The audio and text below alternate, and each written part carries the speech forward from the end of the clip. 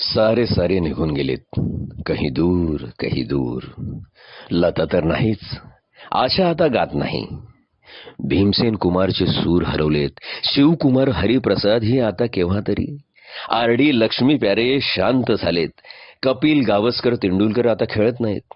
प्राण कादर खानची दादागिरी संपलीये. अमिताभी आता फायटिंग करत नाहीये. रेखा, हेमा, जीनत साऱ्यांचं सौंदर्य संपून गेलंय.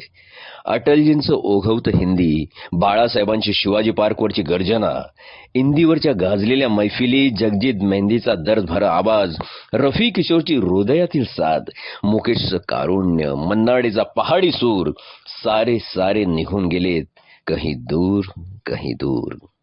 रेशमाची तानही विरून गेली आहे, तलतची मखमल विरून गेली आहे. पुलंचं मिश्किलपणे गोष्टी सांगणं, बापट विंदा पाडगावकरांचं कविता ऐकवणं, शंकर पाटलांच्या गावरान गप्पा व दमांची मिराजदारी संपली आहे.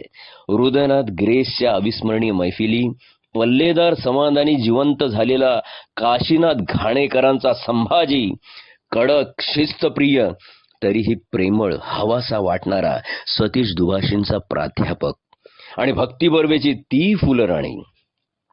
नंदू भेंडेने जिवंत केलेला पुलंचा 3 पैशाचा तमाशा, डॉक्टर आगाशेंचा घाशीराम कोतवाल, विजयाबाईंची हमीदाबाईची कोठी व बॅरिस्टर, जब्बारची अशी पाखरे येती आणि सिंहासन, सिंहासन मधली लागू भटांची जुगलबंदी, सामना मधली लागू फुलेंची आतिषबाजी, पुरुष मधला राकट नाना, चिमणराव प्रभावळकर आणि गुंड्या भाऊ कर्वे, गजऱ्यातले आपटे, प्रतिभा आणि प्रतिमाची सुहासिनी मुळगावकर, आकाश नंदांचा ज्ञानदीप, तबस्सुमचं फूल खिले हे गुलशन गुलशन, आवाज की दुनिया का दोस्त, अमीन सयानीचा दर बुधवारचा आज पहली पायदान पर है म्हणत हृदयाला हात घालणारा आवाज, रविवारचा विविध भारतीवरचा एस कुमार का फिल्मी मुकदमा आणि रेडिओ सिलोनवरचा सैगलचा समारोप स्वर.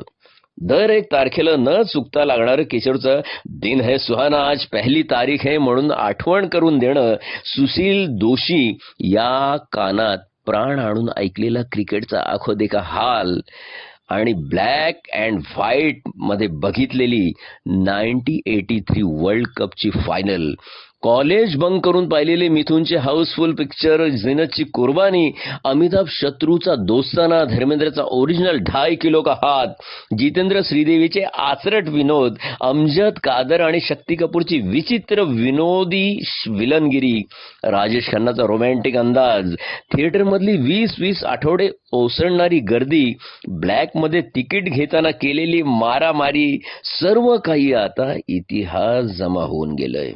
आठवणीच्या कप्प्यात मात्र सुरक्षित राहून गेलंय. ऊर फाटेसोर धावून फर्स्ट डे फर्स्ट शो पाहणं नाही. आता 1760 चॅनल्स वरून 24 तास सिनेमे आणि मनोरंजन कोसळत असतात. पण त्यामध्ये आता ती पूर्वीची हुरूर आणि अप्रूप नाही. फेसबुक, व्हॉट्सअप, SMS आणि मोबाईलच्या जमान्यात टेलिफोनची गंमत नाही. तासन तास बिल्डिंग खाली उभं राहून वाट पाहणं नाही. मनातलं कळवण्यासाठी रात्र रात्र जागून पत्र लिहिणं नाही. सेकंदात फेसबुकवर अपडेट होण्याच्या जमान्यात पात्राची वाट पाहण्यातली आतुरता आणि मज्जा नाही. हातातून निसटून गेलेल्या वाळूच्या कणांसारखं हे सारं केव्हा निसटून गेलं, ओंजळीतून खरं तर कळलंही नाही. पण आयुष्याच्या उत्तरार्धात सारं आठवताना खुदकन असतो. भूतकाळाच्या हिंदोळ्यावर कितीतरी काळ झुलत राहतो. खरंच तो काळ किती सुंदर होता. सारं काही साधं, सरळ नि सोपं होतं. यंत्र आणि माणसं सुद्धा.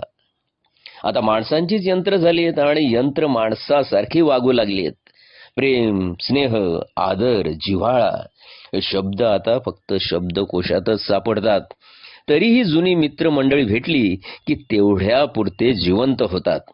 सारे सारे निघून गेलेत, कहीं दूर कहीं दूर.